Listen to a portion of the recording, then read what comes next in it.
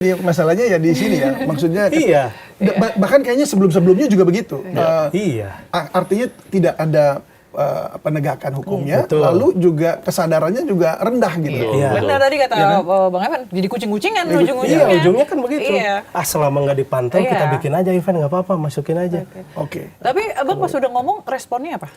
Selama ini kita hanya statement di media, di ini didengar, diterima, tapi tidak diaplikasikan. Betul. Itu masalahnya. Artinya, oh ini kayaknya ingin jalan sendiri, padahal nggak bisa begitu. Ini kuncinya bisa ditegakkan dengan baik ketika dari kami pun sudah merasa nyaman dengan kondisinya. Oke. Jadi ada beberapa part yang nanti harus disepakati dengan kita. Misalnya salah satunya ya dengan pembatasan tidak secara keseluruhan. Maksudnya gimana? Segmented. Oke. Tetap bisa dilaksanakan, support tetap bisa masuk, tapi hanya pada komunitas tertentu yang memang sudah terbiasa dengan itu. Termasuk kawasannya. Iya. Kawasan tidak 100% ditutup. Nanti ada momen-momen tertentu yang diperbolehkan karena venue kita kan tidak banyak. Betul. Jadi di sekolah bagaimana kawasan Kalau di sekolah saya setuju tidak masuk. Untuk di Sekolah, sekolah ya, Nggak, artinya di kampus dua sekolah. sekitar radius itu loh. Iya. Jadi Ya, nggak kalau masuk itu- situ nggak? Kalau di situ nggak, karena kita kan jarang bikin event Iya, di tempat-tempat dekat situ begitu, ya. Bang. Atau tapi mungkin ada solusi lain nggak Bang? Misalnya, atau mungkin yang ini sudah berjalan, misalnya aturan ini benar-benar tetap di ini, tapi ada pengecualian, misal ada nanti ruang khusus, misalnya Ya. merokok gitu, atau mungkin dia bisa mensponsori tapi dengan syarat-syarat tertentu, misalnya, Betul. itu mungkin ada bisa dilakukan. Nah itu salah satu solusi yang ingin kami minta ke pemerintah, karena selama ini kami kan dalam melakukan event itu sudah bertransformasi menyesuaikan dengan regulasi yang ada. Nah, misalnya dulu event rokok untuk sport dan kampus itu kan nggak boleh. Kita ikutin, sponsor tetap ada, tapi produknya kan tetap produk itu. Cuma diakalin yang masuknya bukan itu, kan begitu. Nah makanya tadi jangan kucing-kucing kan yang saya bilang, lebih baik kita ngobrol bareng, batasan saya di mana. Pemerintah juga menegakkan batasannya di mana, Oke. saling mengisi. Nah, ketika tadi lari lagi pada ruang lingkup kegiatan yang kita lakukan hari ini, tujuannya kan untuk membuka tenaga kerja juga. Jangan sampai yang pelaku event hari ini rata-rata pendidikannya di bawah standar, Pak. Kita Di bawah buka aja. standarnya maksudnya di bawah standar. S1 atau SMA atau SMP? Ada yang SMP, ada yang SD. Berarti mereka Para bahkan- pelaku event ini. Oh, berarti freelance juga, mereka nggak ada Banyak. pekerjaan tetap. Iya.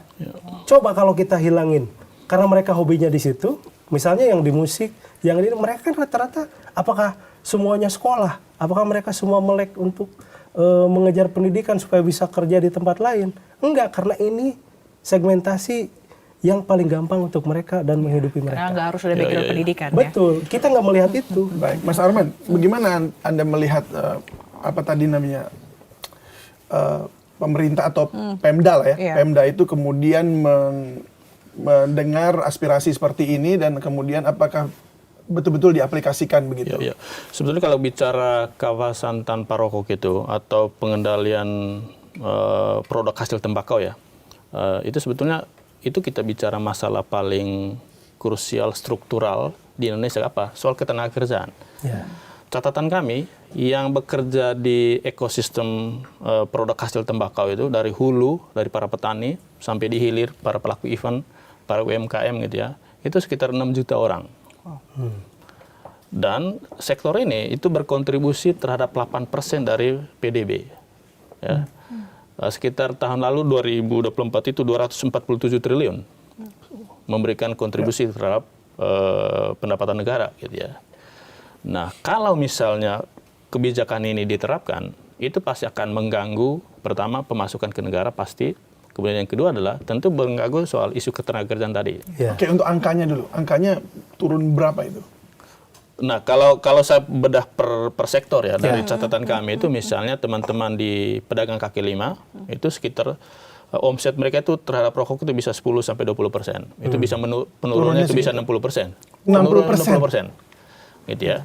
Bahkan kami secara anekdotal itu coba kemarin survei di beberapa titik di Jakarta. Kalau Bang Evan tadi kan dari para pelaku event ya. Hanya pelaku event. Pelaku gitu. eventnya aja. Yang itu lebih berkaitan dengan reklame. Iya. Iya. Sementara kami selain reklame, coba juga lihat ke dampak terhadap pelarangan penjualan dalam radius 200 meter tadi itu. Yang itu adalah para pedagang kaki lima gitu ya. Itu kalau itu diterapkan di Jakarta, itu artinya seluruh wilayah DKI Jakarta nanti ke depan itu dilarang untuk menjual rokok. Karena Di sekolah berdekatan. Di kebun siri ini saja itu kita bisa cek gitu ya, sekolah formal berapa, gitu ya. Yang informal berapa, kursus teman macam itu dihitung. Itu termasuk ya? Termasuk, gitu ya. Itu pasti ada pelarangan total. Iya. Nah, mungkin biar pendengar atau penonton bisa tahu konteksnya ya, gini. Di PP 28 2024 terkait dengan turunan dari Undang-Undang Kesehatan itu ada beberapa ketentuan. Pertama, pelarangan penjualan rokok dalam radius 200 meter dari sarana prasarana pendidikan. Gitu ya. Jadi ini sekolah, berarti 200 ke sana itu dilarang. Kemudian yang kedua, pelarangan iklan atau promosi rokok itu 500 meter. 500 meter. Gitu ya. Kemudian ada beberapa ketentuan lain juga terkait dengan tadi itu tempat khusus untuk merokok itu juga diatur. Dari catatan kami, gitu ya. Ini masalah nasional sebetulnya, bukan masalah DKI. Jadi bukan DKI, justru Betul, meluas bukan ya, hanya melebar ya, karena jadi nasional. ini diatur di regulasi nasional, Iya. Mas David. Jadi kalau misalnya DKI Jakarta hari ini mengatur pelarangan di radius itu nggak masalah dari sisi legal normatif. Karena di PP 28 diatur. Sehingga sebetulnya saya mendorong Bang Evan ini, jangan gugatan perdanya, tapi PP-nya. Ya. PP, Induknya itu. Induknya, bahkan di undang-undangnya. Karena dia Karena kalau punya misalnya aturan hari kesana. ini DKI Jakarta misalnya sekarang ya, dari catatan kami lihat draft terakhir itu sudah dihapus tuh. Penghapusan radius 200 Iya, meter. itu udah dihapus. Itu dihapus. Tapi induknya masih ada. Di PP 28. Iya. Gitu ya. Sehingga di daerah, di beberapa Kesehatan, daerah lain, ya. misalnya dari catatan kami di Kota Pekanbaru, Mas. Oke. Itu mereka mempraktikkan itu. Gitu ya. Copy paste dari PP 28. Gitu ya. Dan itu pasti berdampak terhadap selain pelaku event, itu juga teman-teman UMKM tadi.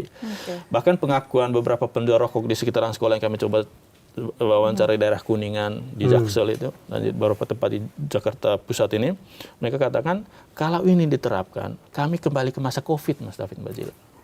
Dan itu kita menghancurkan hajat hidup teman-teman para pelaku UMKM ini, gitu ya. Itu yang menurut kami perlu kita perhatikan ya. Jadi isunya sekarang bukan di DKI Jakarta, tapi isu nasional. Gitu ya.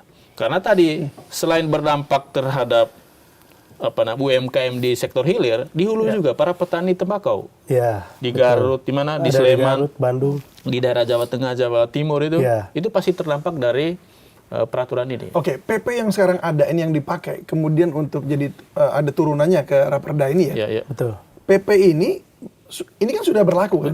Sudah berlaku. Nah, artinya sekarang ini sebenarnya pendapatan dari teman-teman di baik yang penyelenggara event maupun produsen rokok begitu, sebenarnya dengan situasi sekarang ini sudah oke atau belum gitu? Itu menjadi pertanyaan.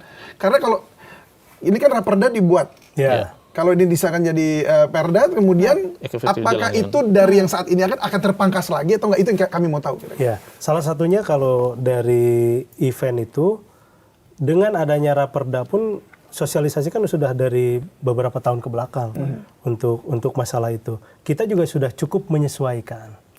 Ya, artinya kita mendukung, tapi kita inginkan itu perlahan. Kita lihat dengan situasi dan kondisi. Jangan strike langsung sekaligus. Kalau itu kan ngebunuh namanya. Kan begitu. Jadi jangan sampai industrinya mati sekaligus. Karena balik lagi yang tadi, ada event yang hanya tergantung dengan produk tersebut. Coba itu dikikis di awal tahun pertama, misalnya kita coba untuk jadi sponsornya tidak full dari produk tersebut, cari solusi, ada sponsor lain. Dan itu perlu komitmen pemerintah. Bisa menghadirkan sponsor baru nggak? Kan gitu. Ya oke, tapi kembali lagi ke ini ya, tadi PP 28 itu. Ya. Dengan PP 28 ini, apakah sebelumnya sudah terpotong atau saat ini udah oke saja? Kalau pendapatan? Sebelumnya belum begitu strike. Belum efektif dia. Ya. Belum efektif. Ya. Jadinya PP 28 Karena ini tidak posisinya efektif. kan tiap daerah memiliki kebijakan yang Masing-masing, berbeda-beda. ya. Artinya kita masih bisa mengakalin sistem yang ada di daerah tersebut. Misal tidak hanya di DKI ya, daerah-daerah lain pun sama. Nah, ketika hari ini ngakalinya gimana maksudnya? Kayak menyesuaikan, ikut menyesuaikan, karena ini belum begitu strike, belum juga keluar dendanya apa segala macam, kan itu kebijakan daerah. Artinya kita masih bisa landai itu sedikit-sedikit mengemas. Bahasa saya mengemas. Dan dengan jika raperda ini dieksekusi, disahkan kemudian menjadi perda, ini berarti sudah dilaksanakan. Langsung dilaksanakan. Iya, jadi langsung merata dan dieksekusi. Betul. Kalau Tapi tiap kan daerahnya balik udah lagi. menetapkan. Karena tiap daerah mungkin beda. Oh, karena tiap daerah beda kan? Ya, ada ini yang khusus belum, Jakarta kan? saja. Kalau untuk konteks Jakarta kan masih draft ya. Yang per hari ini kan kalau teman-teman perhatikan bisnis proses penyusunan perda itu kan proses pembahasan di daerah selesai dan aturan Kemendagri kemarin 30 November harus masuk semua ke Kemendagri. Sekarang lagi proses fasilitasi di Kemendagri. Dari draft terakhir yang kami lihat, yang pelarangan radius 200 meter sudah dihapus. Sudah hilang. Tapi yang masih ada, Bang Ivan, itu adalah pelarangan total reklame rokok di Jakarta. Iya, itu. Yang event tuh kita Sehingga kita bisa cek juga beberapa tahun terakhir pemasukan dari pajak reklame di DKI Jakarta dari sektor rokok nggak ada. Betul. Karena memang sudah dilarang gitu ya. Nah, jadi mendingan Pemprov untuk ini kan artinya dari kemarin juga kita kan sudah sangat berdampak. Iya. Tapi kan jangan strike begitu yang saya bilang. Terus ada Tetap proses ya. kita melihat mereka orang-orang yang bekerja di sektor ini. Jangan sampai kehilangan secara total, maksudnya begitu. Kecuali memang pemerintah sudah menyediakan juga untuk memfasilitasi sponsor dengan produk yang lain yang lebih aman. Nah, kita misal bikin event, tidak semua orang bisa mengakses untuk meminta rekomendasi gubernur ke salah satu sponsor. Nah, tapi kalau produk-produk itu tidak butuh rekomendasi begitu. Nah, coba kalau pemerintahnya bisa ngobrol kan gitu ya dengan kami yang ada di industri ini, jadi industrinya tetap ada, tidak gaduh juga. Kan kalau tidak gaduh tidak mengganggu pekerjaan pemerintah. Kalau gaduh ini ditetapkan mereka kehilangan pekerjaannya. Kalau demo terus-terusan repot juga kita.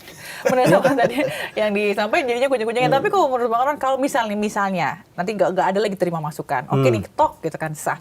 Pengawasannya kan seperti apa? Sesulit apa nanti benar-benar ini akan dijalankan gitu? Kalau tadi kan dibilang Satpol PP pun kayaknya akan susah gitu. Tapi kalau dari segi apakah ada hukumannya tuh? Nah itu akan seperti apa Bang Arman? Nah, saya pakai proksi implementasi beberapa tahun terakhir ya. Kan Jakarta itu sudah menerapkan kawasan dilarang merokok. Gitu ya.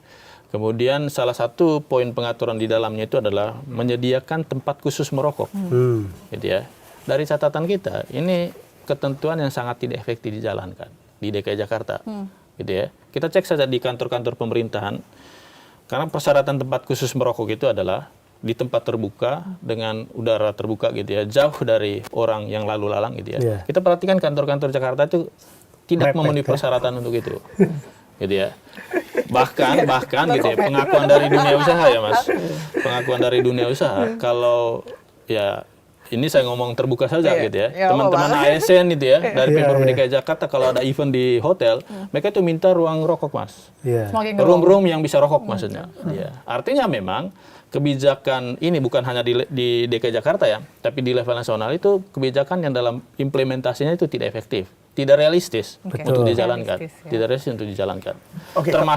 Termasuk misalnya pelarangan periklanan, promosi rokok dengan radius tertentu tadi sama pelarangan itu tidak menurunkan prevalensi perokok.